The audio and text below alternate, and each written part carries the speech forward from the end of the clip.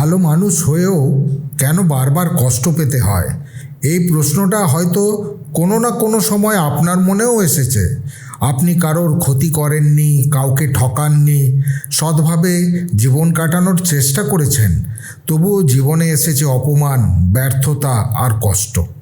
অন্যদিকে অনেক মানুষ অন্যায় করেও সুখে আছেন, সম্মান পাচ্ছে, সফল হচ্ছে। তখন মন থেকে একটা কথাই বেরিয়ে আসে, ভালো থেকে লাভ কি? আজকের এই আলোচনায় আমরা জানব ভগবদ্গীতার সেই গভীর শিক্ষা, যেখানে শ্রীকৃষ্ণ মানুষকে বুঝিয়েছেন কেন ভালো কর্ম করেও অনেক সময় সঙ্গে সঙ্গে ফল মেলে না। তাই ভিডিওটা শেষ পর্যন্ত দেখুন, কারণ আজকের এই কথাগুলো হয়তো আপনার জীবনকে নতুনভাবে ভাবতে শেখাবে। মানুষ যখন ভালো কাজ করে তখন তার মনে স্বাভাবিকভাবেই একটি আশা জন্মায়। সে ভাবে, আমি যদি কারোর ক্ষতি না করি, সৎভাবে চলি, অন্যকে সাহায্য করি, তাহলে নিশ্চয়ই আমার জীবনেও সুখ আসবে। কিন্তু বাস্তব জীবন অনেক সময় সম্পূর্ণ উল্টো ছবি দেখায়। একজন সৎ মানুষ প্রতারিত হয়, একজন পরিশ্রমী মানুষ ব্যর্থ হয়, একজন ভালো মানুষ অবহেলিত হয়। তখন ধীরে ধীরে তার ভেতরে হতাশা জন্ম নিতে শুরু করে। সে ভাবে, আমি এত ভালো থেকেও কেন কষ্ট পাচ্ছি? এই প্রশ্নের উত্তরই ভগবদ্গীতার মধ্যে অত্যন্ত গভীরভাবে লুকিয়ে আছে। শ্রীকৃষ্ণ অর্জুনকে বলেছিলেন, মানুষ শুধু নিজের কর্মের অধিকারী, কিন্তু ফলের নয়। এই কথাটা শুনতে খুব সহজ লাগলেও এর অর্থ অত্যন্ত গভীর। কারণ আমরা প্রায় সবাই কর্ম করি ফলের আশায়। আমরা ভালো কাজ করি কারণ আমরা ভালো ফল চাই, কিন্তু যখন সেই ফল পাই না, তখন আমরা ভেঙে পড়ি। গীতা শেখায়, কর্ম কখনো নষ্ট হয় না, কিন্তু প্রতিটি কর্মের ফল প্রকাশ পাওয়ার একটা নির্দিষ্ট সময় আছে। একজন কৃষক যেমন আজ বীজ বপন করে কাল ফসল পায় না, ঠিক তেমনই জীবনের ভালো কর্মের ফলও সময় নিয়ে আসে। প্রকৃতি কখনো তাড়াহুড়ো করে না। আজকের মানুষ খুব অস্থির হয়ে গেছে, সবাই চায় দ্রুত সফল হতে। কেউ কয়েকদিন পরিশ্রম করেই বড় ফল আশা করে, কিন্তু জীবন এত সহজ নয়। অনেক সময় ঈশ্বর মানুষকে অপেক্ষা করান, কারণ অপেক্ষার মধ্যেই মানুষ শক্তিশালী হয়ে ওঠে। একটি ছোট্ট গাছ যখন মাটির নিচে থাকে, তখন বাইরে থেকে মনে হয় কিছুই হচ্ছে না, কিন্তু ভেতরে ভেতরে তার শিকড় শক্ত হচ্ছে। ঠিক তেমনই মানুষের জীবনেও অনেক সময় বাইরে থেকে ব্যর্থতা দেখা গেলেও ভেতরে ভেতরে তার আত্মা আরও শক্তিশালী হয়ে উঠছে। আমরা প্রায়ই শুধু বাইরের সাফল্য দেখি, কার কাছে কত টাকা আছে, কে কত জনপ্রিয়, কে কত বড় বাড়িতে থাকে, এসব দিয়েই আমরা সুখ বিচার করি। কিন্তু ভগবদ্গীতা শেখায়, সত্যিকারের সুখ বাইরের জিনিসে নয়, ভিতরের শান্তিতে। একজন অসৎ মানুষ হয়তো বাইরে থেকে খুব সুখী দেখায়, কিন্তু ভিতরে ভিতরে সে ভয় আর অশান্তিতে ভোগে। কারণ অন্যায় কখনো মানুষকে প্রকৃত শান্তি দিতে পারে না। অন্যদিকে একজন সৎ মানুষ হয়তো অনেক কষ্ট পায়, কিন্তু তার আত্মা শান্ত থাকে। আজকের পৃথিবীতে মানুষের সবচেয়ে বড় সমস্যা হলো তুলনা। মানুষ সবসময় নিজের জীবনকে অন্যের জীবনের সঙ্গে তুলনা করে। সে ভাবে, আমি এত ভালো হয়েও পিছিয়ে আছি, আর ও অন্যায় করেও এগিয়ে যাচ্ছে। কিন্তু আমরা জানি না কার জীবনের ভিতরে কি কষ্ট লুকিয়ে আছে। গীতা শেখায়, প্রত্যেক মানুষের জীবন আলাদা, প্রত্যেকের কর্ম আলাদা, ভাগ্য আলাদা, পরীক্ষাও আলাদা। তাই অন্যের সঙ্গে নিজের তুলনা করা মানেই নিজের শান্তি নষ্ট করা। অনেক সময় আমরা যেটাকে ব্যর্থতা ভাবি, সেটাই আসলে ভবিষ্যতে বড় আশীর্বাদ হয়ে দাঁড়ায়। একজন মানুষ হয়তো একটা চাকরি হারালো, সে ভাবলো সব শেষ, কিন্তু হয়তো সেই ঘটনা তাকে জীবনের নতুন পথ দেখাবে। হয়তো সেই ব্যর্থতার কারণেই সে নিজের প্রকৃত শক্তিকে চিনতে পারবে। ঈশ্বর অনেক সময় মানুষের জীবন থেকে কিছু জিনিস সরিয়ে দেন, কারণ তিনি আরও ভালো কিছু দেওয়ার প্রস্তুতি নিচ্ছেন, কিন্তু মানুষ সেই মুহূর্তে সেটা বুঝতে পারে না। শ্রীকৃষ্ণ অর্জুনকে বলেছিলেন, জীবনের সুখ দুঃখ দুটোই সাময়িক। আজ যে কষ্ট আছে কাল তা থাকবে না, আবার আজ যে সুখ আছে সেটাও চিরদিন থাকবে না। তাই জীবনের কোনো অবস্থাকেই চিরস্থায়ী ভাবা উচিত নয়। মানুষ যখন কষ্ট পায় তখন সে ভাবে ঈশ্বর তাকে ভুলে গেছেন, কিন্তু গীতা বলে ঈশ্বর কখনো কাউকে ভুলে যান না, বরং তিনি যাকে বেশি ভালোবাসেন তাকে বেশি শক্তিশালী করে তোলেন। সোনা যেমন আগুনে পুড়ে খাঁটি হয়, তেমনি মানুষও কষ্টের মধ্যে দিয়ে পরিণত হয়। জীবনের দুঃখ মানুষকে এমন শিক্ষা দেয় যা সুখ কখনো দিতে পারে না। আজকের সমাজে ভালো মানুষকে অনেক সময় বোকা মনে করা হয়, কারণ সবাই ভাবে চতুরতায় সফলতার চাবিকাঠি, কিন্তু ইতিহাস বলছে শেষ পর্যন্ত সত্য আর সততাই জয়ী হয়। রাবণের কাছে শক্তি ছিল, অহংকার ছিল, রাজত্ব ছিল, কিন্তু শেষ পর্যন্ত জয় হয়েছিল শ্রীরামের। কারণ সত্যকে কিছু সময়ের জন্য হারানো গেলেও চিরদিনের জন্য হারানো যায় না। মানুষের আরেকটা বড় ভুল হলো সে ভালো কাজও অনেক সময় স্বার্থ নিয়ে করে। সে ভাবে আমি ভালো কাজ করছি কারণ এর বদলে আমি কিছু পাবো, কিন্তু প্রকৃত ভালো কর্ম হলো নিঃস্বার্থ কর্ম, যেখানে কোনো লোভ নেই, কোনো প্রত্যাশা নেই, সেখানেই সত্যিকারের ধর্ম আছে। আপনি যদি শুধু ফলের জন্য ভালো হন তাহলে ফল না পেলেই আপনার ভালোত্ব ভেঙে পড়বে, কিন্তু আপনি যদি সত্যি হৃদয় থেকে ভালো হন তাহলে কেউ আপনাকে সম্মান দিক বা না দিক আপনার ভিতরের আলো কখনো নিভবে না। অনেক সময় মানুষ অন্যকে সাহায্য করে আর পরে সেই মানুষই তাকে কষ্ট দেয়, তখন খুব খারাপ লাগে। মনে হয় আমি এত করলাম অথচ সে আমাকে ভুলে গেল। কিন্তু গীতা শেখায় ভালো কাজ কখনো বৃথা যায় না। আপনি যদি কাউকে সাহায্য করেন সেটা শুধু মানুষের জন্য নয়, সেটা ঈশ্বরের জন্য করা হয়। মানুষ কৃতজ্ঞ না হলেও ঈশ্বর সব দেখছেন।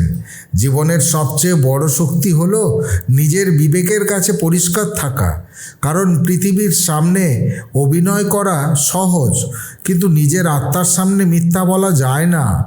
যে মানুষ অন্যায় করে সে হয়তো কিছু সময়ের জন্য সফল হতে পারে, কিন্তু ভিতরে ভিতরে তার শান্তি ধ্বংস হয়ে যায়। আর যে মানুষ সত্যের পথে থাকে সে হয়তো ধীরে এগোয়, কিন্তু তার ভেতরটা শক্ত থাকে। ভগবদ্গীতা মানুষকে শেখায় জীবনের আসল উদ্দেশ্য শুধু অর্থ বা সাফল্য নয়। জীবনের আসল উদ্দেশ্য হলো আত্মার উন্নতি, আর সেই উন্নতি আসে ধৈর্য, সততা আর নিঃস্বার্থ কর্মের মাধ্যমে। তাই যদি আপনার জীবনেও কষ্ট আসে, যদি আপনার ভালো কর্মের ফল সঙ্গে সঙ্গে না মেলে, তাহলে ভেঙে পড়বেন না, কারণ ঈশ্বরের বিচার মানুষের বিচারের মতো তাড়াহুড়ো করে নয়। তিনি সঠিক সময়ে সঠিক ফল দেন। হয়তো আজ আপনি যা হারাচ্ছেন আগামী দিনে তার চেয়েও বড় কিছু পেতে চলেছেন। মানুষের জীবনের সবচেয়ে কঠিন মুহূর্ত আসে তখন যখন সে নিজের ভালোত্ব নিয়েই সন্দেহ করতে শুরু করে। বারবার কষ্ট পেতে পেতে সে ভাবে হয়তো ভালো হওয়াটাই ভুল, কারণ সে দেখছে যে মানুষ মিথ্যা বলে, প্রতারণা করে, অন্যকে ব্যবহার করে, সেই মানুষই দ্রুত সফল হয়ে যাচ্ছে। আর যে মানুষ সত্যের পথে হাঁটছে সে শুধু সংগ্রামই করে যাচ্ছে। এই অবস্থায় অনেক মানুষ ধীরে ধীরে বদলে যায়। তারা ভাবে এই পৃথিবীতে সৎ থেকে না, আর এখান থেকেই মানুষের ভিতরের আলো নিভতে শুরু করে। কিন্তু ভগবদ্গীতা শেখায় মানুষের আসল পরিচয় তার বাইরের সাফল্য নয়, তার চরিত্রে।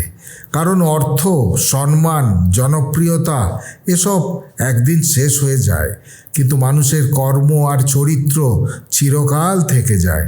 শ্রীকৃষ্ণ অর্জুনকে বুঝিয়েছিলেন, এই পৃথিবীতে প্রত্যেক মানুষ নিজের নিজের যুদ্ধ লড়ছে। কারোর যুদ্ধ বাইরের, কারোর যুদ্ধ ভিতরের।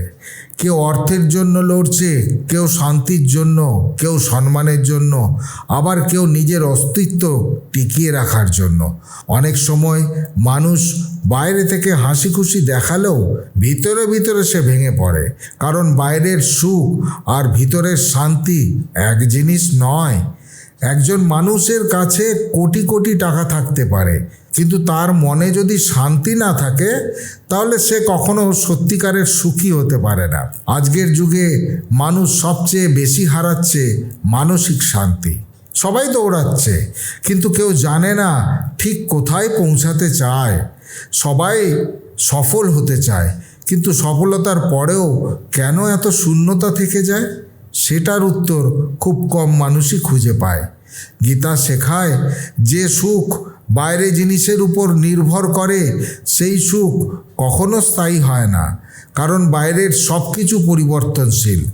আজ যা আছে কাল তা নাও থাকতে পারে। তাই যে মানুষ নিজের সুখকে শুধু অর্থ, সম্পর্ক বা সাফল্যের উপর গড়ে তোলে, সে খুব সহজেই ভেঙে পড়ে। কিন্তু যে মানুষ নিজের ভিতরকে শক্ত করে তোলে, তাকে সহজে হারানো যায় না। অনেক সময় ঈশ্বর মানুষের জীবনের কষ্ট পাঠান, তাকে শেষ করার জন্য নয়, তাকে জাগিয়ে তোলার জন্য। কারণ মানুষ সুখের সময় সবচেয়ে বেশি ভুলে যায় নিজের আসল পরিচয়।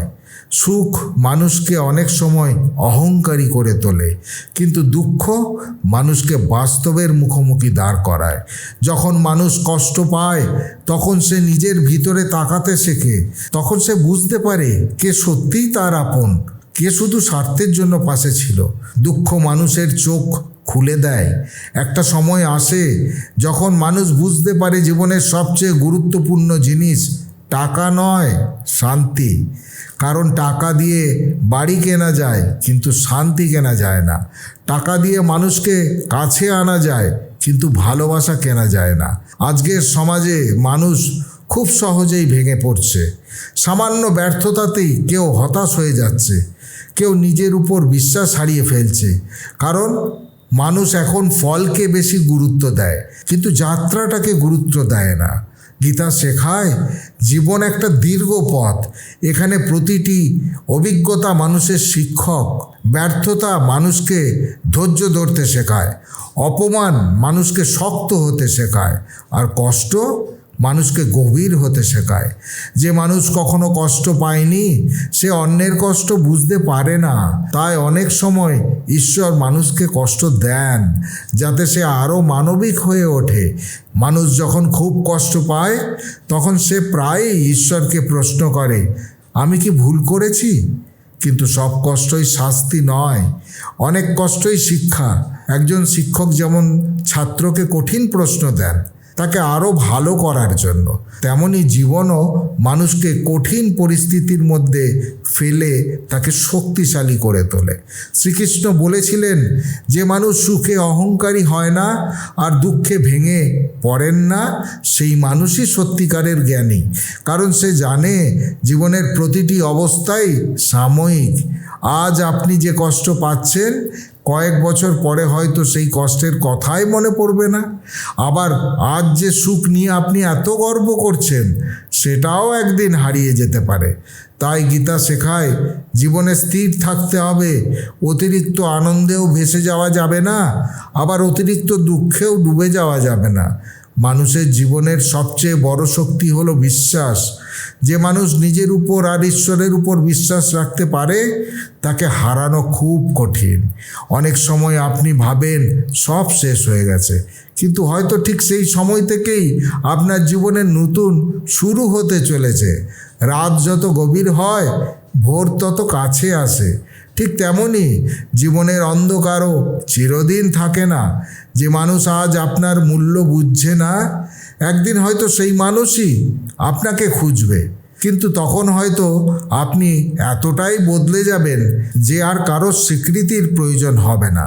গীতা শেখায় নিজের মূল্য কখনো অন্যের আচরণ দিয়ে বিচার করতে নেই, কারণ মানুষ প্রায়ই আসল হিরে চিনতে পারে না, কিন্তু পাথরকে খুব সহজে কুড়িয়ে নেয়।